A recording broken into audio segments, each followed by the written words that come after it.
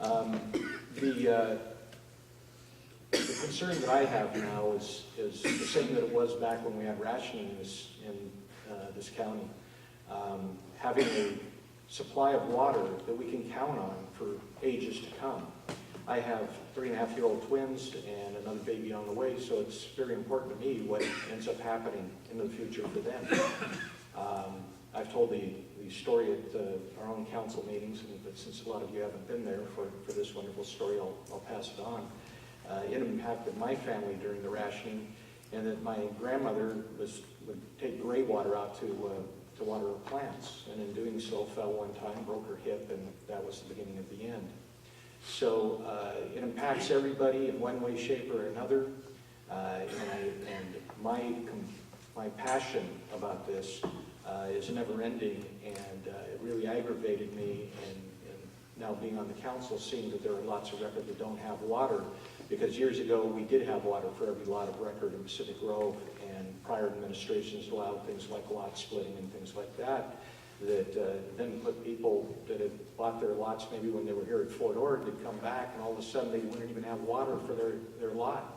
And so they have a dry lot sitting there and growing trees and food for deer, and that's real nice unless you're the person that's owning the lot. So I think this has been a can that's been kicked down the road, as the overused phrase is so apropos. And I'm tired of paying money to the Water Management District. I'm tired of paying ridiculous amounts to Cal-Am and making sure they have profits. And so the question I chose was, as an elected official, what could you do to help resolve our local water problem? I think in a lot of ways I've already done it. Mr. Aga approached me some time ago and asked if Pacific Grove would be interested in being a public agency.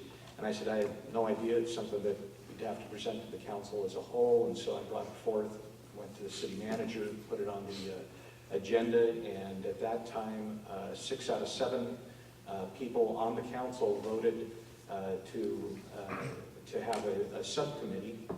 The subcommittee was me and Councilman Rudy Fisher, and we worked through a lot of the problems, a lot of the agreement. When it came back, we now have 5 people on board because Mr. Kemp kind of bailed on us. And so we've just kind of gone along our way, making sure that something is done, that the project is considered. And obviously if I wasn't a public official, I wouldn't be able to do that. And right now, as the mayor was just saying, if you go down to our golf course or our cemetery, it's brown, both of them. And in talking to the city manager, exchanging emails with him today asking why that is, he said it's because the water rates have gone up so high as a city we can't afford it anymore. So I don't know how many of you play golf, but I know I don't like playing on a brown golf course, and I have my father and other relatives buried down in the cemetery, and I don't like going and seeing that something that they paid endowments for is now brown because of the exorbitant cost of water. Our water rates, our water costs for our golf course went up 60% last month. We now pay over $60,000 a month for our water bill for our golf course area. As a city, we're paying over $80,000. So if you're looking at a Cal-Am project, by all estimates, that will quadruple that bill, you'll start looking at a bill in Pacific Grove of $4 to $5 million just for water a year, which is about 1/3 of our budget. So anybody that finds that acceptable, I don't know what parallel universe you're living in. What question have you selected? That's the one I selected. I'm sorry. Okay. Yeah. My question is number 6. Why do you believe Cal-Am is proposing to get its water to desalinate from experimental slant wells rather than directly from the ocean, as all but maybe 1 or 2 of the world's 14,000 desal plants do now? Well, I think probably Cal-Am needs to be answering that one. There's very little about Cal-Am's projects that I'm in favor of. I'm in favor of a multi-tiered or a multi-stool laid thing, which is starting to look like an octopus, I think. But I think at some point in time, we have to be open to anything and everything, but I think slant wells on land that you don't own, that you're going to get another, quite possibly in another legal hassle with, just like we've had so many, like we have another one in the paper today that all us ratepayers are going to be paying for.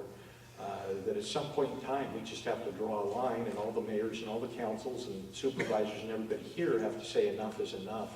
We have to make the water supply be public. We have to cut out the profit of 10% come heck or high water to the stockholders of Cal-Am. And we have to start being realistic about what we can afford to pay for water, and we have to start looking at projects that make sense. That's why we signed on to the People's Desal, and appreciated if other cities looked at it realistically and realized that's the answer, because it's about a third of the cost of the desal plant that Cal-Am's proposing. But again, when you're getting a percentage of 10% profit for your stockholders on basically whatever you invest, they go out and borrow $400 million. They're going to make 10% on the $400 million. If they were to spend $123 million, they're only making 10% on that $123 million. And of course, for the amount of time that it takes to get that debt paid, it's multiplied many times, because it ends up being over 30 years or more. I disagree in what was said earlier about the percentage between private and public interest rates. It's much more than just 0.2% or 0.02%, I guess is actually what was said. It's a lot greater than that, and I think it's very important that we start controlling our own destiny. And too many of the people that we've put our confidence in the past have not done the job correctly. Thank you, Mr. Miller. Next up, Robert Pacelli, a candidate for City Council in Pacific Grove.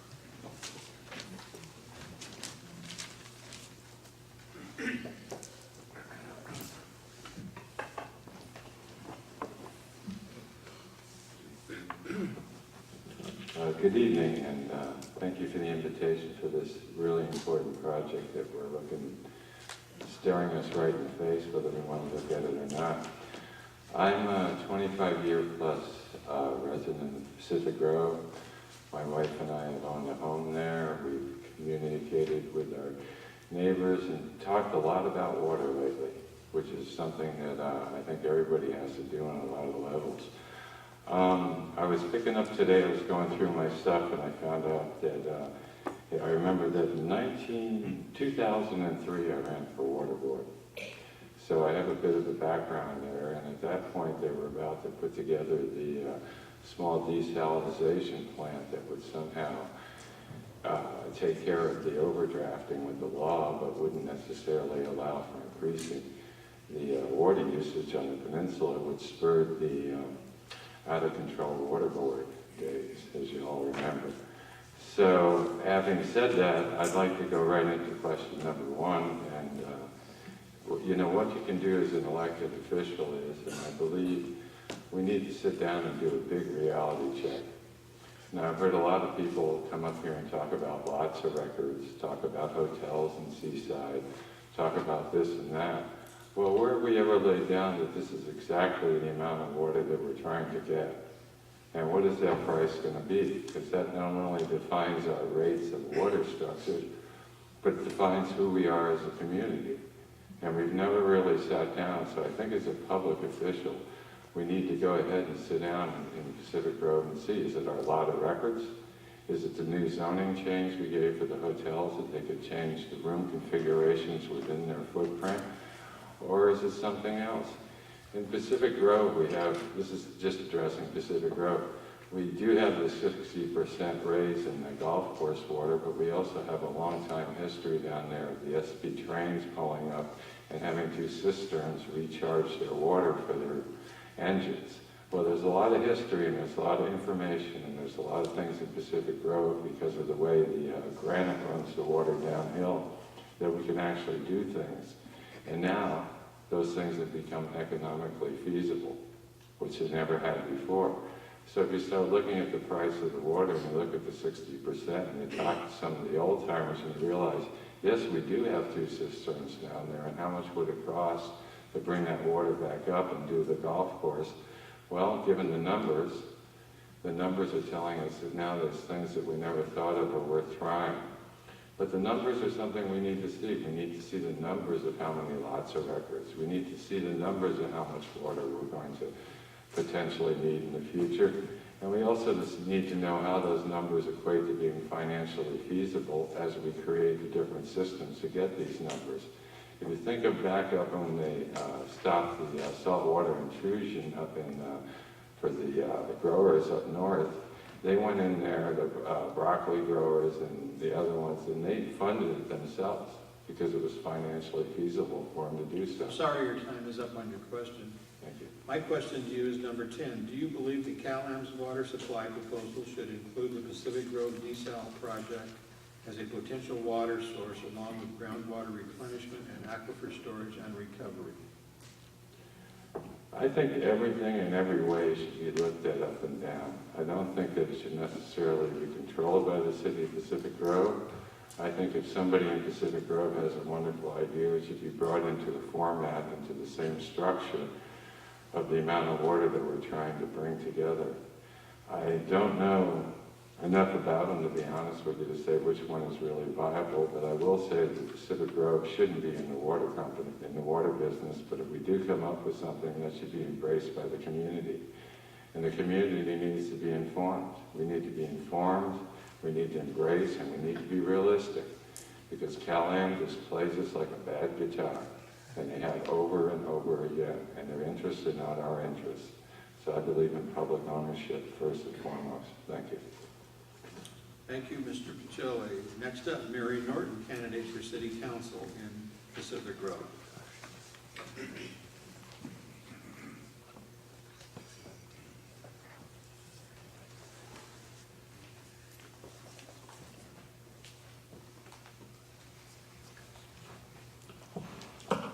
Good evening. I'm so happy to be here tonight and to see all of you. Before I start, I just want to say I really feel at home tonight in here because I'm the youngest of 13 children, and I got put on the end. I was the last one, and I've always been the last one. So it just really made me feel good. So I feel at home. Thank you. I don't think anybody knew that, so it wasn't deliberate today. Well, it made me feel good. I'm Mary Norton, longtime resident of Pacific Grove. I have previously owned 2 businesses. My most recent was a shop in Pacific Grove called I'm Puzzled. After 9+ years, I decided to retire and did so this last December. Now I have time to focus on issues our city's facing, and I decided to run for city council. We were here in the early 70s when my husband attended the postgraduate school. One of the big issues back then was the development of a desal plant to supply water for the peninsula. 40 years later, here I am. And the development of the desal plant is still a major issue.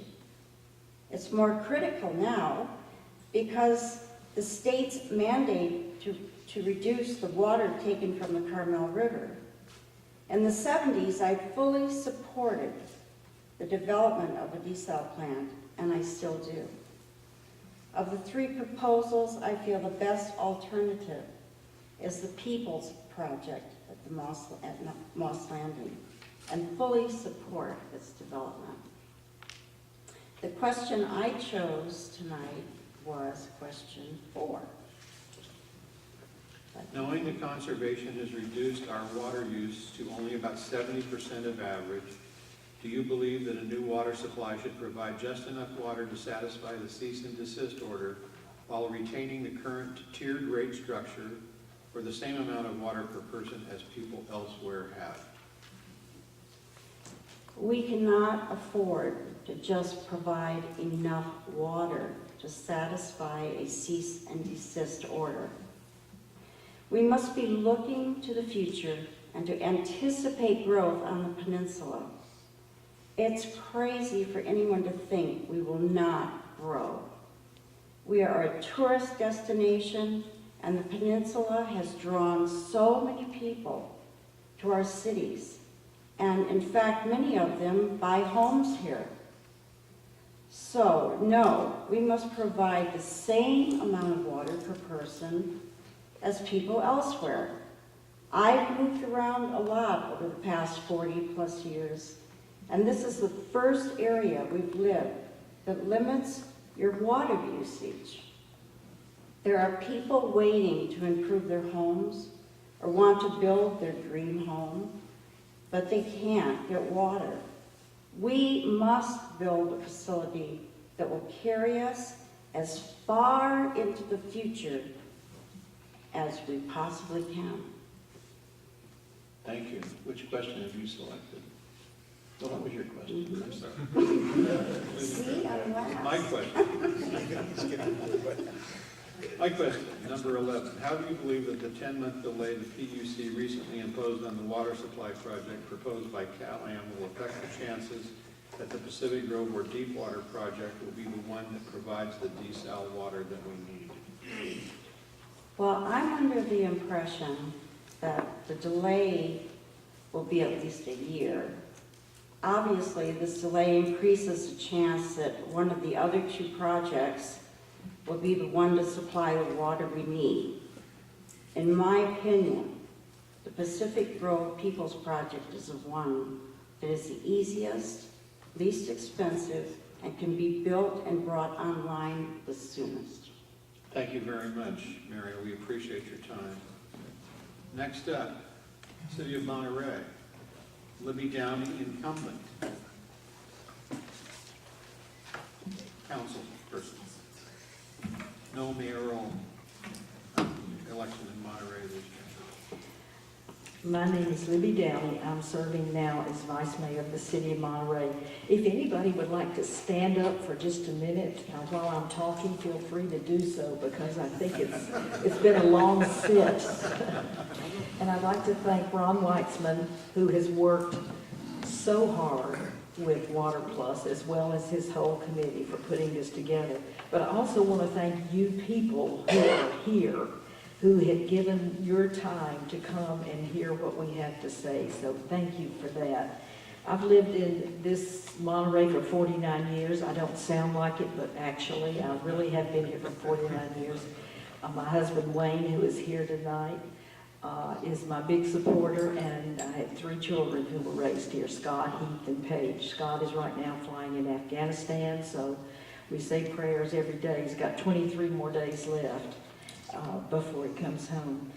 I worked through the City of Monterey as a volunteer for over 20 years on Parks and Rec before I ran for City Council. I've been on the City Council for 2 terms. I'm seeking 1 more term. The mayor asked me 4 years ago, when I started my 2nd term, if I would be the water person and do the work on water for the City of Monterey. He stated he did not have enough staff to send someone and designate someone as the water person, so I agreed to do that, and I went on MRWPCA, which is the Water Pollution Agency Board, and immediately became a member of the Water Committee there and started working with Lou Calcagno, who was chair of our board, got our committee together along with environmentalists and along with farmers, and started working on a water plan. So I've spent hundreds of hours doing this. I feel like I've been very supportive of water. The regional plan did bother me somewhat because we didn't have a vote at the table and we were having to pay the bill. Okay, I see the red light, so I'll go on to my question, which is question number 8. Knowing that the Mayor's Monterey Peninsula Regional Water Authority strongly supports the 3-legged stool, of which CalAm's desal project is one of the legs, how do you believe it can produce a fair and objective evaluation of the 3 competing desal projects? I think there's a short answer and a longer answer. My shorter answer is the fact that the mayors have hired a very qualified firm to evaluate this gives me a lot of hope. The firm also was very clear in saying they could do engineering assessment, but they could not do a financial. So a financial person was also hired. So I think that's a step in the right direction to get some direction on the possible projects. I don't think we can afford not to be informed enough to make good decisions with the 3 projects that are a possibility. As far as Cal-Am, I really like the two of the legs. I like the aquifer storage and recovery from the Water Management District and the groundwater replenishment from MRWPCA. That project could produce up to 5,000 acre-feet of water, and it's water that will be there forever, and it's something that will be less expensive than desal. So I think those two legs are really important. My problem with Cal-Am is the desal plant. I do not think they should build it. I think it should be publicly done. I think the Water Management District should take over and look at this and look at the People's Project and look at the deep water desal and just look at the whole aspect and come up with an ownership program. We're back to governance again, just where we were with the regional project. Pay the bill but don't have a part in the governance. And I think that's something that is vital, and we have to do that. Cal-Am I think, is in trouble because the water rights, they're going right to the same place that the last well was being dug and the regional project, which started the lawsuit, and so they're going to be right in that same location. It boggles my mind. The financing will be an issue because of the interest rate being higher. We need to own our plant. We don't need to pay the stockholders. Your time for the question is up, but I have a question for you. Okay. Number 10, do you believe Cal-Am's water supply proposal should include the Pacific Grove desal project as a potential water source along with groundwater replenishment and aquifer storage and recovery? I certainly do. I don't think anything should be excluded. I think Pacific Grove's desalination project is something to really look at. I think deep water is something to really look at. We've got to look at anything and everything that anybody is proposing. We want the best project with the least cost of money and the quickest in time. So I think absolutely yes. Thank you, and I just want to compliment you on the signs you have all over town. I see them everywhere, and they're really interesting because they only have your first name on them, so. Well, I do have the last name, but you can't read it very well. Thank you. Next up, Mike Dawson, candidate for City Council in Monterey.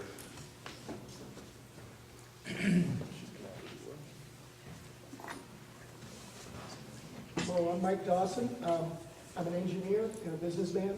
I'm retired now, and so I have a lot of time for public meetings. I'm the guy who's been to 6 years of council meetings in Monterey. I've read all those staff reports for 6 years, and recently I've started knocking on doors. I'm knocking on doors all over town in Monterey. I've done 6 neighborhoods now, and I've gotten a lot of feedback. I hear a lot of people's concerns. When I talk to people, they just say, okay, what are you going to do about that, Dawson? And so we talk. And so I've had a lot of how should I say, feedback recently. I'm the chair of the Architecture Review Committee in Monterey as of today, as of all year. And I'm on 7 other boards. So I'm on 8 boards right now. So I have the time, I have the experience, and I have the energy to be a councilman in Monterey. I'm also, as part of one of those boards is the Water Working Group for the Monterey County Business Council. We're working on new ways to conserve water with catchment and with gray water. We're working with the building officials, the county health people, in order to get this done. When we started, the county health people said, no. That was their big word. No, it's not going to happen. Well, we brought them around.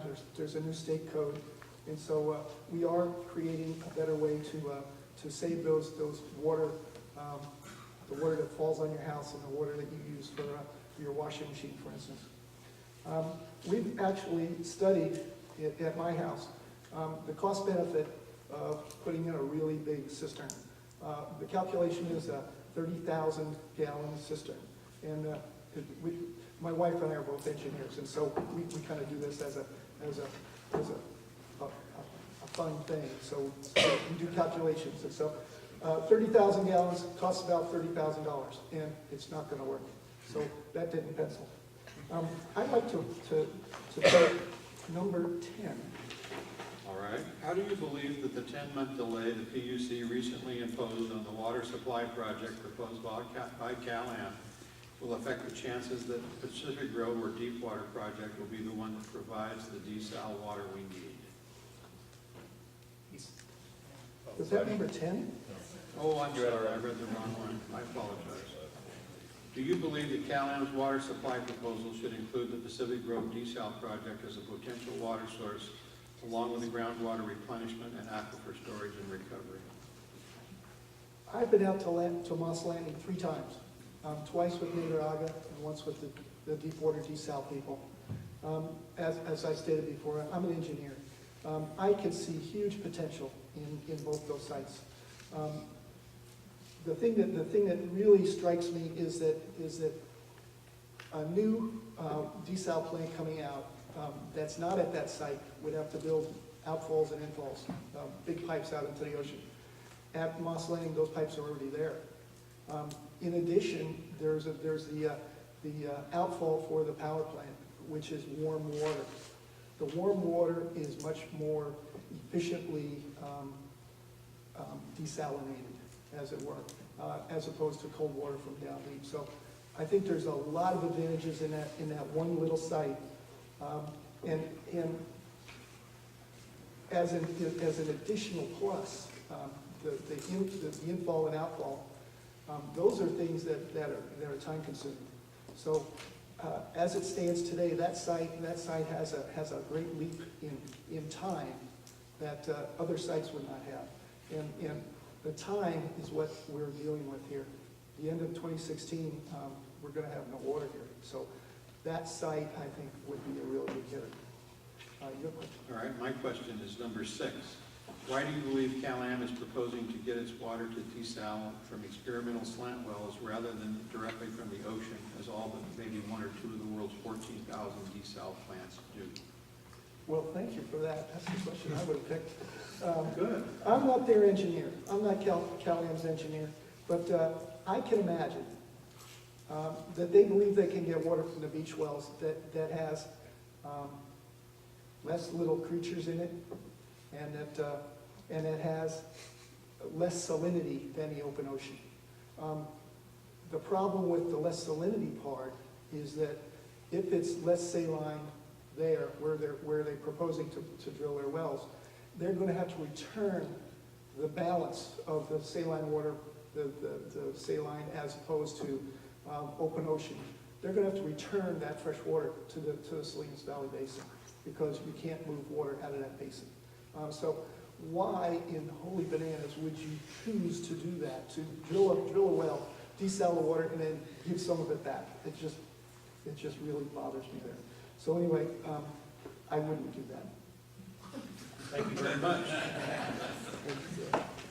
Next up, Alan Haffa, candidate for Monterey City Council.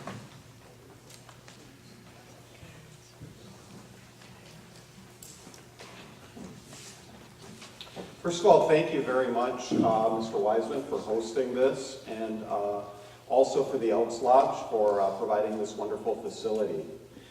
My name is Alan Hoffa, and I am a professor of English, and also I direct the Gen Train program at Monterey Peninsula College. One of the reasons I'm running for City Council is over the last several years, in the wake of this recession, I've seen how much our college students are struggling. And they're struggling to find jobs while they're in school. They're struggling to find jobs when they get out of school. And so that's my primary motivation in running. I have a history of community service and leadership. Back in 2004, some of you might remember that the school district around here, MPUSD, was struggling. There was, just as we have with the water issue, there were difficulties on that board in terms of coming to consensus, taking a direction, and getting things done. That contention came to the point where someone stepped down, and I was chosen and appointed to the board. 1 year later, I ran unopposed. In 2007, I was board president. One of the things I'm proud of on that board is I'd like to think that I helped to bring that board together. And we were able to accomplish things. We were able to make a change in leadership. Today we're talking a lot about Cal-Am. I don't hear anyone, when I go out walking, telling me that they are happy with the price or the service from Cal-Am. When I was on the school board, we had big corporations, not Cal-Am, but we had big out-of-the-area corporations telling us that we needed to build 11 new schools in the former Fort Ord. And I'm proud to say that I stood up and said no, or the district would have been stuck with hundreds of millions of dollars in debt and schools that we couldn't fill. I'll show that same kind of strong leadership in dealing with this water issue.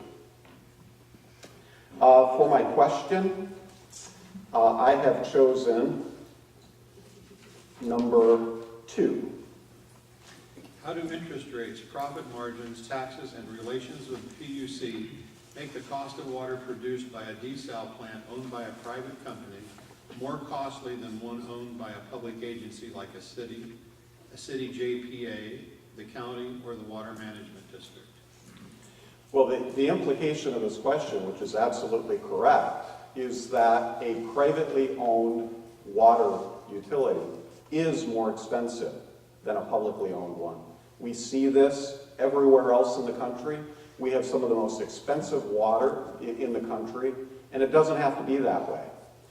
The reason why it's so expensive is, and you have to kind of shift your mind a little bit here. So normally, we all understand that in capitalism, that the private sector can oftentimes innovate. The private sector in many ways can be more efficient. But why? The reason is competition. In this instance, we, the public, have given a private entity a monopoly. There is no competition. So that's a big part of the problem, and that's why we need a public solution. Now, you've mentioned some of the underlying causes. So, for example, the public is able to go to bond and borrow money much cheaper than Cal-Am is. On top of that, the shareholders in Cal-Am's stock are entitled to make money off of the money we borrow. So that drives up the cost. Plus, they have to pay taxes. Now, the PUC is supposed to be looking out for us, but in reality, they are there to guarantee Cal-Am profit. Cal-Am doesn't care. At the end of the day, Cal-Am doesn't care if we don't complete this project, because if the state imposes fines, do you know who's going to pay those fines? The ratepayers are. So I am here to say I'm glad to hear so much support for a public option. I'm glad to hear so much support for the ratepayers, and I'm ready to extend a hand with all of these other policymakers. Let's get it done. We can do it. Thank you. And my question is number 10. Do you believe that Cal-Am's water supply proposal should include the Pacific Grove desal project as a potential water source along with groundwater replenishment and aquifer storage and recovery? Yes. Let's keep all of the options on the table. We need to consider every option that could possibly reduce costs for the ratepayers. But another thing we should be doing immediately is the EIR. So it's great that the joint powers are hiring these consultants to begin looking and comparing the different plans. But before we are able to move forward, we will need to do an EIR. And so let's get that going. Let's get that part of the project done. Once the EIR is done, we'll be able to compare the plans, see which one is best for the ratepayers, and then we'll be able to take a direction. Thank you, Mr. Hopper. Thank you very much. Next up, Ed Smith, candidate for City Council in Monterey. Sorry, Bill.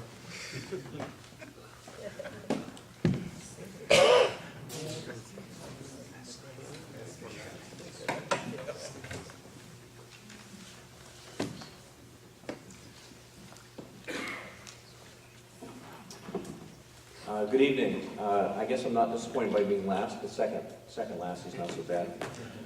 Thank you very much for WaterPLus and Mr. Weissman for organizing this and putting so much energy into this move and work. By way of introduction, I want to just tell you briefly who I am and why I'm running, and then we'll get to the questions. I was born and raised in the Monterey Peninsula and attended Pacific Grove High School where I graduated, and when we were there in '71 and prior to that, Dad was talking about a dam and water solution. So I've been part of this, hearing it, watching it, as I've grown up, went away to college. And in Sacramento, I had a house with no water meter, and we could water with no problem. I came back to the peninsula after college, married, raising a family, and for the last 32 years, I've lived in the same home on Pacific Street. Today, I'm out cleaning, doing some gardening, and I have a little spot on the driveway, and I want to clean that.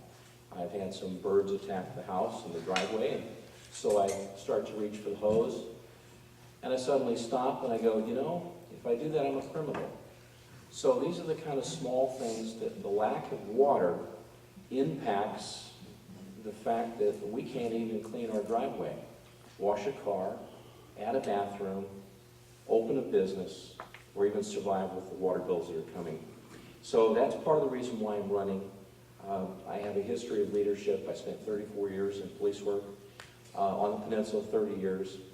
In 4 years, I retired after as a division commander in Riverside County. So 34 years of law enforcement in the public sector. In the private sector, I had a retail store right down the street called Sharp Corners. So I have some experience in small business, and now I'm a corporate trainer, or I'm a co-owner of a company called On-Base Leadership.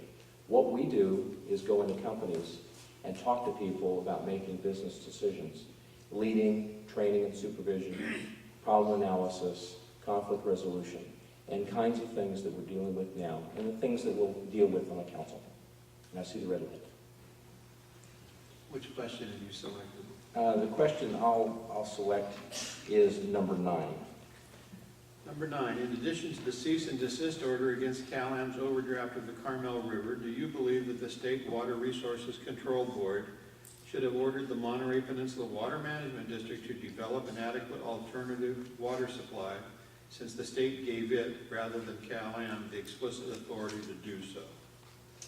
As I talked a little bit about the history, I believe that we've had a monumental failure of leadership that goes back a very long way for all of our water agencies, and especially the oversight for what has happened to us with the PUC and allowing a private company, Cal-Am, to be able to control our future.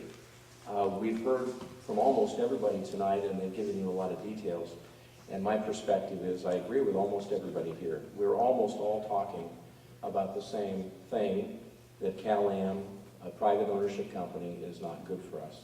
So I do think that the responsibility in this is partly to all of the leadership in the water management, the regional, and we have to have a private ownership of a company.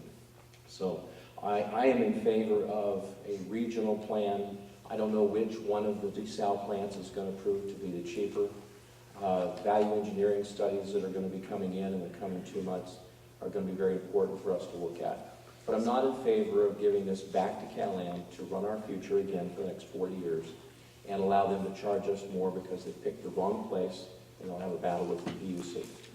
This needs to be a local, regional solution with whichever plant can build and deliver water the cheapest to us to protect the ratepayers. And I just don't believe that the path that Cal-Am is going down with PUC is the way to go, because I frankly don't trust PUC. They haven't protected us, nor has Cal-Am. Well, as a follow-up, I'd like to ask question number 2. How do interest rates, profit margins, taxes, and relations with the PUC make the cost of water produced by a desal plant owned by a private company much more costly than one owned by a public agency like the city GPA, the county, or the Water Management District? Well, as a private businessman, I had to survive, and I had a profit built into everything I sold. If the merchandise cost me more, I had to pass on the price to the customer.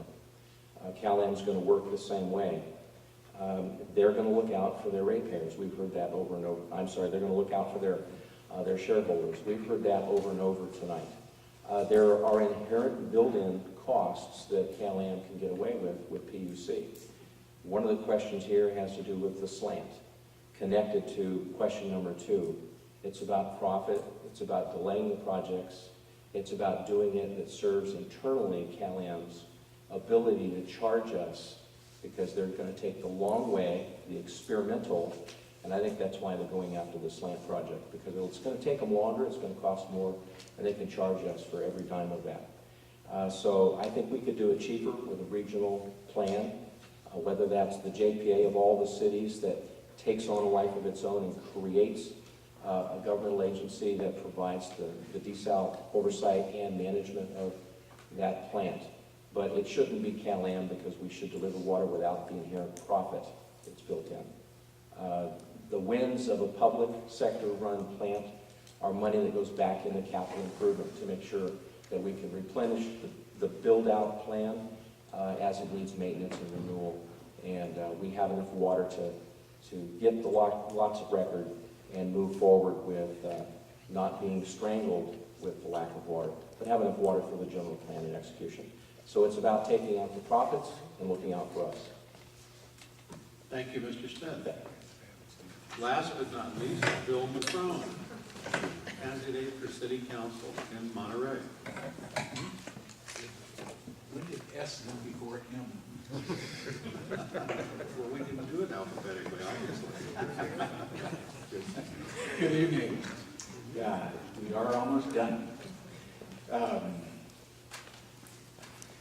I've lived here for 38 years, and I've raised a family of 3 with my wife.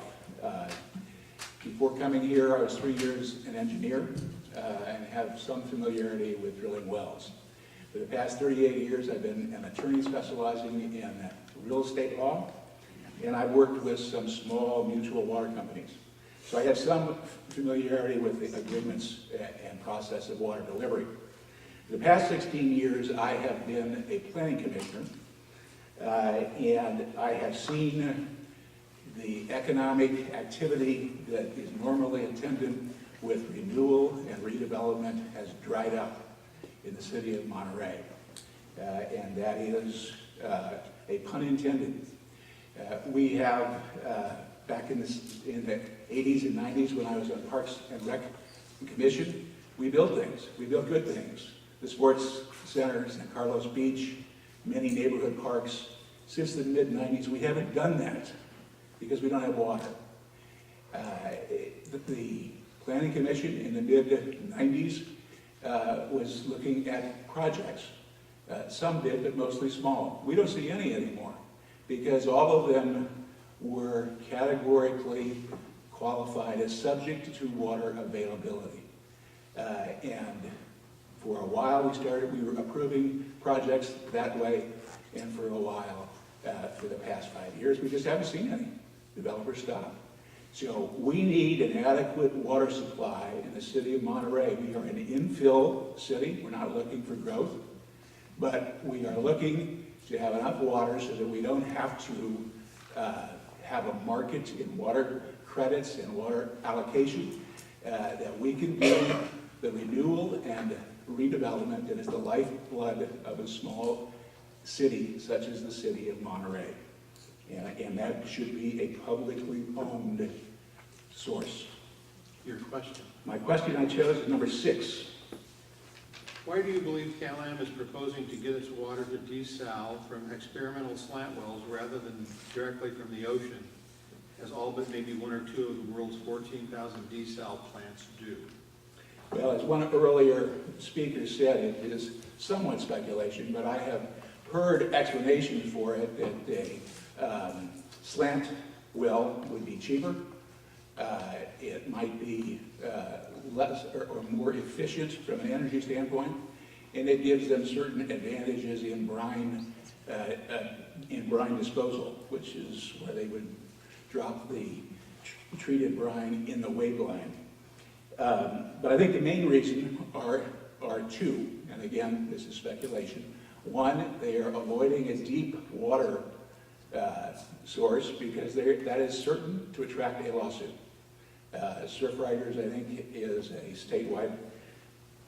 at least one statewide organization that has sued every water attempt that's been made in the last 5 years. Secondly, I think they must think this will give them a leg up on the PUC and that application.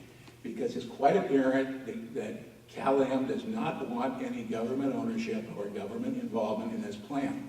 And the reason for that is that there is no government ownership or involvement or partnership. Then this matter will be handled by the PUC. If you don't agree with the decisions of the PUC, who do you appeal to? You don't go to the Superior Court here. You don't go to Judge Villarreal. You go to the Supreme Court. And it's a discretionary review by the Supreme Court. And the Supreme Court takes very few PUC matters. So that's a huge tactical and strategic advantage that Cal-Am is insistent upon having in proceeding forward with this project, which is apparently not cheaper and I think is the least attractive of the three. My question for you is number 10. Do you believe that Cal-Am's water supply proposal should include the PG desal project as a potential water source along with groundwater replenishment and aquifer storage and recovery? I think at this point that's a multiple choice question after having had that answered several times. Yes, I think that the proposal by Cal-Am before the PUC has to include at least a description of the other alternative projects, which would be the deep water and the peoples. And my understanding is that if those, if there are proposals that are forthcoming, and this is from the Mayor JPA yesterday evening, by October 1st, that it has to be included in the next report that that Cal-Am will make to PUC, I think, which is due on October 24th or 26th. So the answer to that is yes. Thank you very much for your time and closing the candidates forum. Ron, I'm sure you have a few comments to make. I would just like to say, sitting here and listening to all the answers, I'm really encouraged by the depth of knowledge that all you candidates have about the water issues. We've been working on them for 5 or 6 years. And I think you all have worked very assiduously to inform yourselves and come up with some good thought processes. And it certainly makes me feel good, and I'm much more encouraged than I have been for a long time that regardless of the ones of you which will get elected, that the majority of you, I think, are thinking straight. Ron?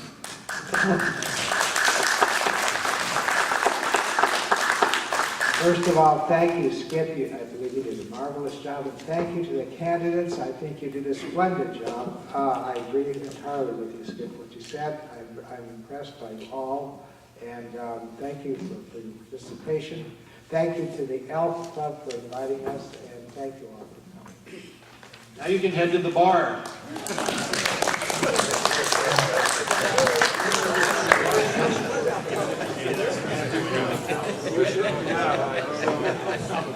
Yes.